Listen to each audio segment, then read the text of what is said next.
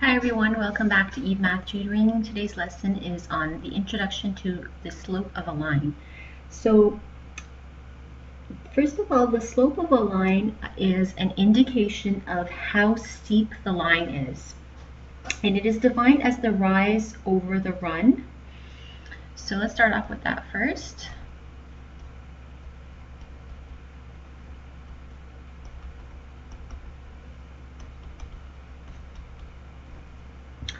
So if we had a line that passed through 2 points, so say we had a line that passed through the points 1, 1 and 5, 4, and we actually graph this on a grid on an XY axis,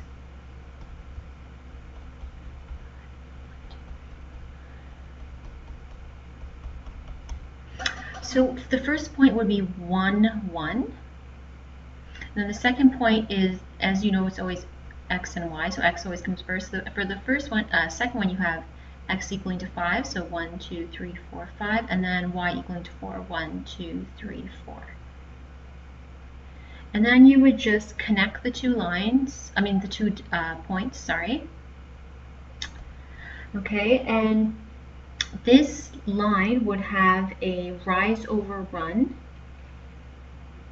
So moving from the point 1, 1, so the run would be 1, 2, 3, 4, and the rise would be 1, 2, 3. 2, 3. So we'd have a run of 5, positive 5, because you're moving in the positive direction with respect to x, and a rise of positive 3 because you're moving in the positive direction for y. So that's why they're both positive. And so that would be the slope. And as I had introduced before, there's actually a formula to calculate. So the rise, so let's just write this down first. So the slope of this line is the rise over the run, which is equal to 3. Actually, the run is equal to 1, 2, 3, 4. Sorry about that. So the rise over run would be would be 3 over 4. However, usually we like to use a formula just to make sure. Sometimes you can make a mistake like I just did when you're eyeballing on a graph. So you do want to use the formula just to make sure to verify, and I had done that in another lesson where I showed you how to calculate the slope of when you're given 2 points, how to calculate the slope of a line that passes through those 2 points. So y2 is your second y value, and y1 is your first y value, and then x2 is your second x value, and x1 is your first x value. So that's going to be 3 over 4. Yeah, so you get the same answer with the formula that you would visually on the graph. Okay, so that's that. Now, I just want to show you a few other examples. So say we have a line that passes through -7, -1, and 1, -3. So if we were to graph this,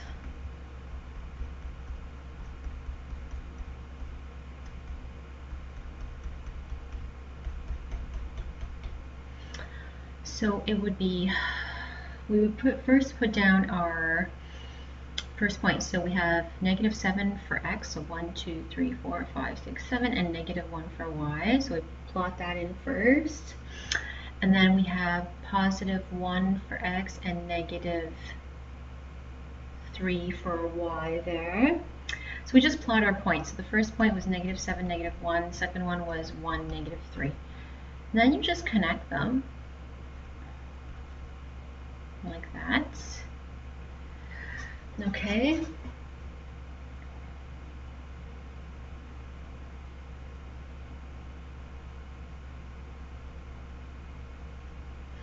So you would go ahead and connect them. So in this case, the rise over run is going to be, so the run looks like it moved down 2 units, and then the the rise is moving down by 2 units. So the rise is going to be -2 because we're going down with respect to y. So when you move down, that's negative, and then the run is going in this direction. It looks like it's going 8, so 7 plus the 1 here.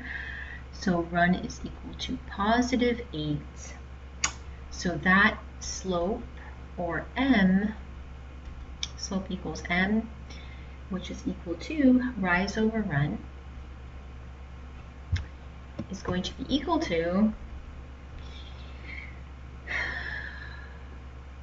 -2 over +8. Okay. So moving from the first point to the second point, we're going down and over.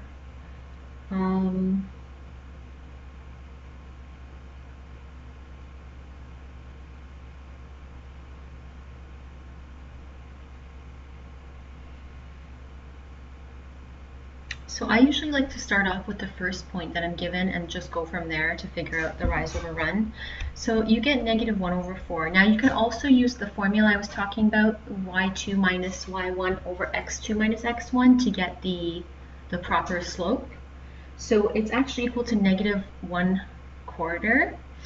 So as you see, the slope of this is negative because if you notice, the other line was going, when you move from left to right, it was moving upward, whereas this one, when you move from left to right, it is moving in the downward direction. And that's why, that's why it's a negative number. Okay? So let's try some other examples.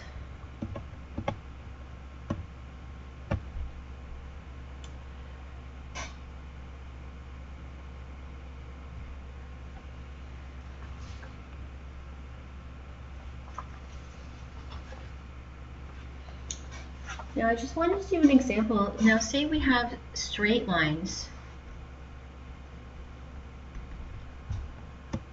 So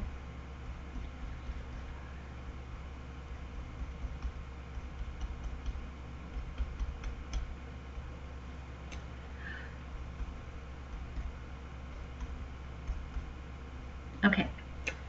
So this is 5. All right. So now if you have, say you have a line that passes through 2, 6, and 7, 6. We're going to call this line C. So if you have 2 for x and 6 for your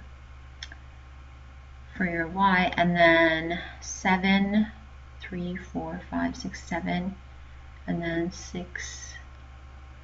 So if you actually connect these, you're going to see that you get a straight line. So this one here is the point 26, and this is the point 76. I'm just going to take this out.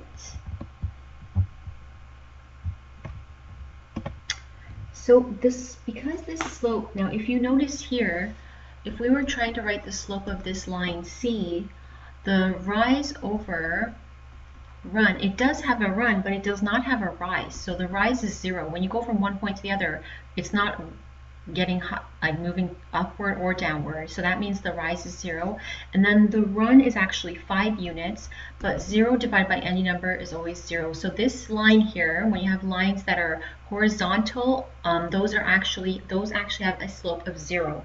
Now we want to think about, what if we had a line that was vertical? So let's try example D, and if D passed through, say, the points 9, 4, and 9, 1. So, or actually, that's a little bit too high. So let's go 6, 4, and 6, 1.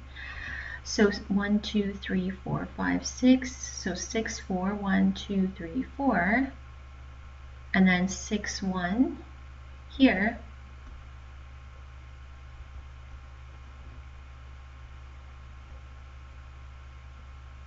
Like that. So if you had a line like that, so this would be 9, 1, and this would be 9, 4. Okay, or sorry, 6, 4, and 6, 1. This one here, so the slope here which is equal to rise over run. Now in this case, you do have a rise. When you go from one to the other point, it is going upward.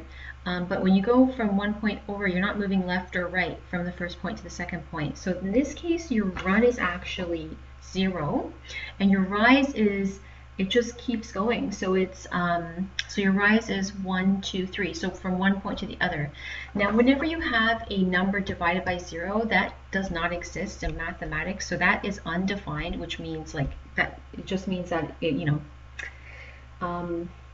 it's undefined, which means it's not an actual number. Okay. So a vertical line has a slope that's undefined because it's pretty much just rising in one direction. And then the other one, the horizontal lines, have a slope of 0 because they are just not going higher or lower when you move from left to right.